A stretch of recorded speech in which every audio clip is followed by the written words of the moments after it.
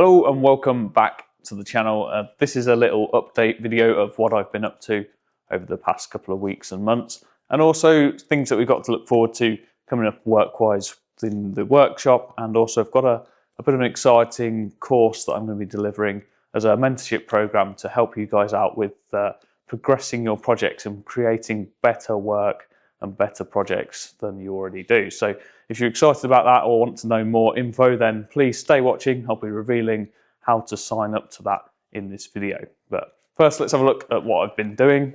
So one of the things that I'm most excited about, it's taken me about 8 months to finally do something with this, but it's the DXL toolbox. It's nowhere near finished, but I've finally decided on a use for this thing. I'm going to house all my mechanicking tools in the workshop, and I've teamed up with Shadow Foam to create something quite special in here. I've got all the tools that I'm going to use for mechanicking in and around the farm, and we're setting them all out in Shadow Foam, and that is absolutely gorgeous. This is my birthday present tools right here, so the spanners and the socket sets and stuff, all brand new for my birthday. And look at that under there, it's a gorgeous set of Facom spanners.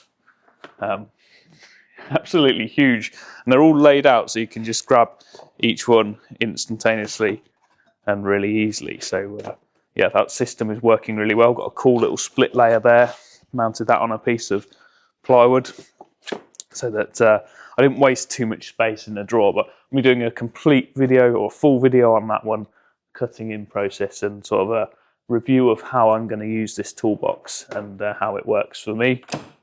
So I've only managed to get a couple of drawers worked in so far. There is a shed load more tools that I both need to buy to go in this box and get cut into the foam. And the tools that I've been needing as I've used this box and been out working on the tractors and stuff, I've kept a note of or kept them in the box so that when I come to cut them in the foam, I've got everything that I need in there. But yeah, we've got all sorts of stuff, pliers and spanners and yeah, all that guff. So that's pretty cool. Big adjustable spanner in there. That's an absolute hunk of a thing. So yeah, cool little project. It's on off-road wheels. I'll explain all that in the video when we get to it. Bot's going mad because there's a quad bike around and he loves a quad bike. I've got these doors here. These are some secret kitchen doors. Absolutely beautiful, chunky things. I've used a door blank to make up a really solid core. And then I've got a kitchen door that is going to basically secret fix onto the face of this. Then it forms a pair of inward opening doors. So I'll put a little clip on here of them working. Some really cool mechanism on that catches the door, stops it slamming, and then makes it soft close. And I've incorporated that mechanism on both the opening side and the closing side of them doors. So really, really cool little project. Been a test of my skills to make and get that working, but I've managed to do it. And there's a full video on that coming on the channel soon, and that should be really good watch. So keep an eye out for that one. And also there's a tiny bit of farming stuff been going on. Obviously coming up to summer, need to get the balers ready. George has been servicing the tractors, and we've been moving bales around and stuff in the shed as well. So we did buy a new bit of kit for one of the balers and got all that fitted, and then it didn't actually work with the machine. So we've had to take that off. Hopefully we'll get a refund for it. You've probably seen a few pictures here of that process. So that's another thing that we've been up to. In terms of future videos then, there's basically going to be kitchen videos now. So we're going to make a few daily vlog style stuff. I'm not going to do an intensive course on how to make all the different components of the kitchen.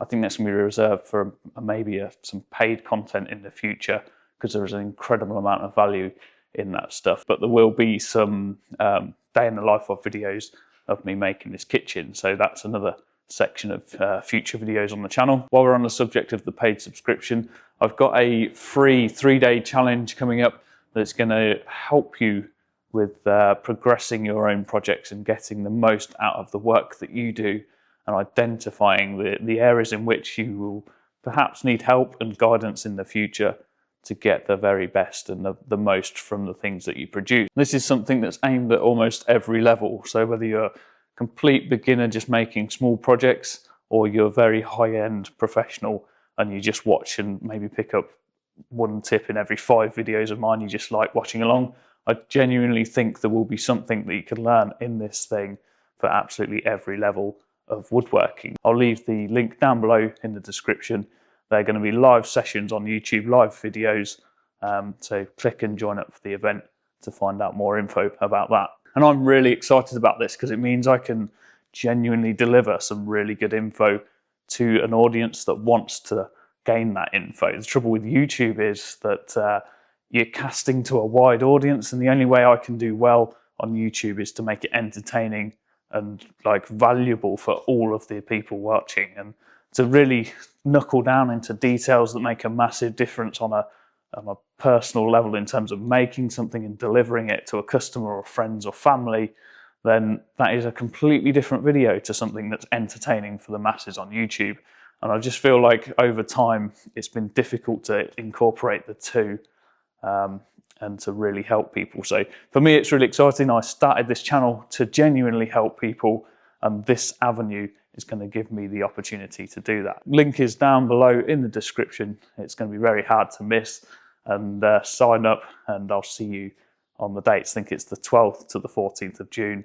We're doing around an hour session on YouTube on each of them days. And while we're doing a little update, there's a shout out to pretty much my main channel sponsor in Trend Tools. They've just sent me a little care package, which includes this thing. If you've not seen this yet, it might be backwards, I'll try and flip that around, but if you've not seen this thing yet, it's the Strike and Keep jig from Trend Tools. And it is this amazing adjustable jig. And they've designed this thing so that every single strike or keep that's available in the UK today that will come with any lock that they've tried and tested and bought all the locks, you can use this jig to chop any of them in. You can use this jig to chop any of them in with incredible simplicity. All the bits are in there, and there's a little bag of spacers, so you set your router up with their system. They've also sent me the uni base to make even setting your router up incredibly easy. You put their adapter on your router base. It gives you a really big flat base to work with, and an easy way of mounting like a collet around your cutter.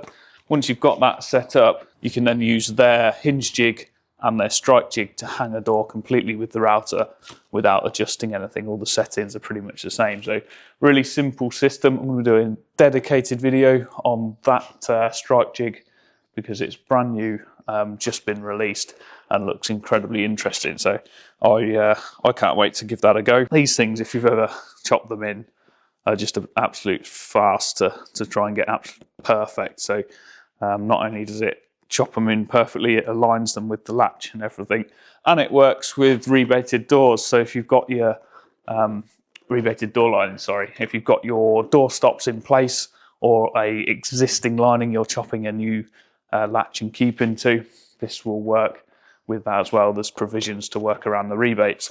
Have a look in our little box of goodies here. It's absolutely full with stuff they sent me. What I really want from Trend, and perhaps we can get some comments going with tagging some at Trend Tools, but I really want their new CNC machine, the Woodfinity they've released.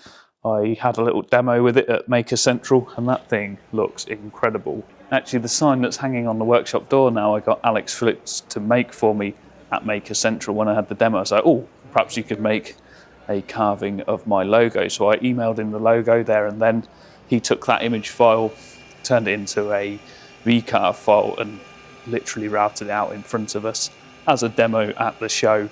Sort of completely caught him off guard, and saw the full work through process.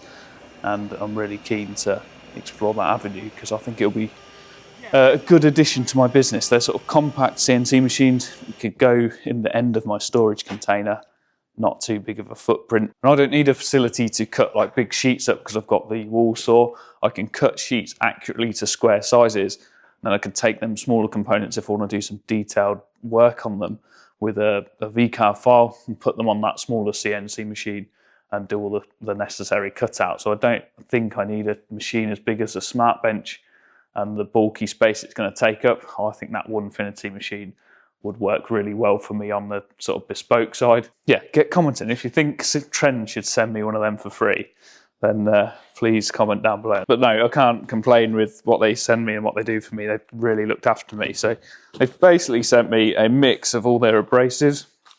They're really pushing on their abrasives line to give a solution for every single sander. What's good about Trend is they're not a proprietary brand that's trying to lock you into their products. They are trying to make products that work for a consumer no matter what tools they decide to use. They understand that not everyone wants to buy a Trend router or one brand router. They will make products to fit all of them and work with you. And for me, that's a really great attitude to have. British company Trend working with you to make your life simple. So for me, that requires backing and support because it's a very credible thing to do. This is their new net abrasive. We all kind of know what net abrasives is, but they're coming up with solutions so that every single sander on the market, they can provide the abrasive grit to suit, so you're not stuck with buying your manufacturer brand abrasive. So the net abrasives allow you to do that, in that you can buy a pad saver. You need to use a pad saver with your sander if you're using net abrasives, because it wears the Velcro of your sander out a lot quicker due to the heat of the build-up of the heat in the fibres of the paper. It's closer to the hook and loop as it attaches, so it can wear the abrasive. So these are kind of disposable items with net abrasives. You don't want to be sort of disposing of the base of your sander. So by providing one of them with the whole pattern that pretty much suits every single sander on the market, you can then use your net abrasive that will fit any sander. That's preferential because rather than having a sanding sheet with all these holes on that then when you're sanding over the edge of something it catches a hole and ruins the piece of sandpaper, it actually is a full sheet of sandpaper with the piece attached to it, so the dust extraction can work properly. So you get a full sheet of sandpaper on any sander that's available in the UK. We've got Delta pads in here. They've got the bigger Deltas for like the Festool one. You've got all the diameters, so 150, 125s, absolutely everything. If they don't list it, then leave a comment or get in touch with them. I'm sure they'll be very, very keen to find a solution for you in terms of getting a sandpaper to fit your machine. That's quite a good little pack. You get 6 abrasives and a pad saver in like its own little package. So it all comes, you don't need to buy a separate pad saver, which can get quite expensive from other brands. So that's a nice, I like that one. That's perfect. And you can just, if you're doing, say, renovation works or something like that, you can charge a little pack like that to the job, and you've got fresh paper and a fresh pad saver every time. So that's a really good solution. I don't think they make a Starlock set yet. This looks like a really decent set of multi-tool blades. And you got bimetal and just, yeah, a coarse tooth on like a wider pattern blade down here. Looks like a nice little set. Again, something you can buy and just keep in the van, so you've always got a fresh set of tools when you need them. Yeah, lots of new stuff that I didn't know existed until I went to their sort of launch day. They've got the non-woven pads. I use these quite a lot. I use them for cleaning up metal, like the hand-aged brass stuff. So to get that back, remove the lacquer and stuff to get a finish on brass and things like that. But you can use it on wood. It's sort of like a, I don't see if non-linting is the right word, but it's a bit like a Scotch-Brite, a washing up sponge, but in different coarseness. Once you've got these and you start using them, they are actually incredibly handy and better than wire wool, especially on oak, because it doesn't leave that iron that can then turn into a black sort of oxalic reaction. Just a few cutters and stuff they've loaded me up with. These ones are cool. You know, I've pushed on the channel the Festool version of this. We've got a Trend version now, so that's pretty exciting. I absolutely love these cutters. And they're a bit cheaper, so it's basically exactly the same thing. So that will give you a perfect 5mm hole, carbide countersink cutter, and everything's adjustable with the 2 Allen keys that come in the pack. Got a double-ended Allen key, which is obviously very bespoke to this thing, but if we just undo that one there, you can see we can adjust the shroud depth. Really, really simple. You can actually do that so deep you could create a pellet hole with that cutter. And then at any depth, you've got a visible access to the drill bit. So the Festool is a little bit clunky to adjust like this, but I mean, if we put that in there. So again, that is better than the Festool. If you really needed some slightly longer drill holes, then you could actually do up to that length with a counter bore. on there at the same time. So that's a really cool little drill bit. Beautiful. Now finally, just a bit of an update on some router cutters that I use regularly on the channel. This is a roundover, but it's a carbide replaceable tip. These cut a lot better than a brazed carbide tip because you've got a harder, better wearing carbide in there, so you get a sharper cut. Two edges have got the round on, two edges have got a flat. If I just turn that cutter 90 degrees, it makes a 45-degree chamfer that's a replaceable carbide. And in the position it's in right now, you get a little, I think a 3mm radius, which is really handy for joinery. Use them a lot when I was making a lot of joinery. 3mm radius is your recommended amount for exterior coating. So paint coatings, the warranty on a paint coating requires a 3mm radius at all corner interactions for the warranty to be upheld. If you've got sharp corners, it's a point for water ingress on the, because the paint thins out around the corner, the water can ingress on the corner and the coating will fail prematurely. So I used a 3mm radius cutter an awful lot when I was doing joinery. These things, the best cutter on the market for sort of flush profile templating. So if you've made my hinge jig or seen anything like that, or seen the hinge jig and then use that technique of super gluing timber around the item you want to router in, then you'll have probably used a cutter like this for that job. So the top bearing just follows the thing that the jig you've super glued together, and the cutter below will cut it out into the item. Really cool little thing, and I've used, yeah, a lot of them, featured them a lot on the channel. This is the cutter you'll need for the lock jig, the latch plate jig, something like this. So just a straight 2-flute 8mm cutter that works with their guide bush. And that's sort of like your combo of what will work to work with that strike jig and the hinge jig that we're going to get into a bit later on. They do a couple of sizes for that. You're going to need this longer cutter if you've got a really deep plate. So some of the locks come with a big metal box on the back plate. I've got one kicking around in the workshop. The rebate depth is generally 12 or 13mm, plus the thickness of the jig, and you've got a router down to clear the depth of this box. So they do this little cutter, which is an extended shank that will allow you to reach down into there. But it's always advisable to use the shortest cutter possible when you're routering. So probably good to have both of them cutters. And then finally, they got another new tool out, which was released at the open day at Brooklands. And it is the calipers that they've introduced, which is dead handy because I do use these a lot when you're machining timber. Very handy bit of kit. So digital calipers, they're decent quality under the Trend brand umbrella. Lockable wheel for adjustment. You got millimeters an inch, and a deep hole, like a drill hole depth gauge as well. Very handy little kit. Comes in its own little carry case storage pouch. But yeah, they're really good because when they're off and you just go to them quickly to measure something, it turns on when you immediately move it. So that's quite a handy feature. You don't have to mess about. It's immediately visible and very clear at the same time. And that is the DC 150. A little update for you guys as to what's going on the channel, and we're going to be continuing uploading on YouTube with stuff that's going on and through the workshop. And then we've got them sort of paid courses coming up as well. The first one is absolutely free. They are going to be live. I've never gone live on YouTube before, so that's a little bit nerve-wracking. So hopefully you can be there along and support me during that at the same time with some encouragement. I am by no means a public speaker, so if 5,000 people turn up watching me when I'm live, I'm going to be a little bit nervous. So that'll be interesting, but it's going to be good. I'm going to help you guys out hopefully, and give away some secrets for free as to how you can improve things in your life and your woodworking. Because yeah, I think it's a really informative and good course that we're putting together. Oh, and one more thing, exciting thing that I've got going on at the same time. We're looking at solar at the farm and the workshop.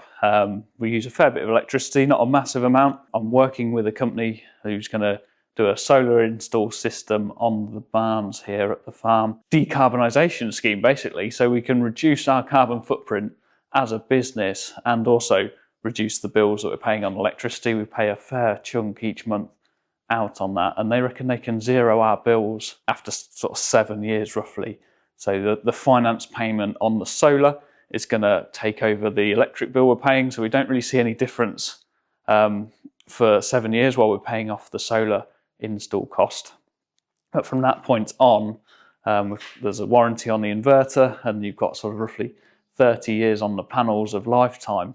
We're going to have free electric, and if you look history year on year at electric prices, then they go up about 7% per annum in terms of price increases. So when you look 30 years down the line, adding 7% on per annum to the bills we're paying currently, there is hundreds of thousands of pounds to be saved by putting a system in like we're looking at doing. So I'm going to be filming and documenting that whole process.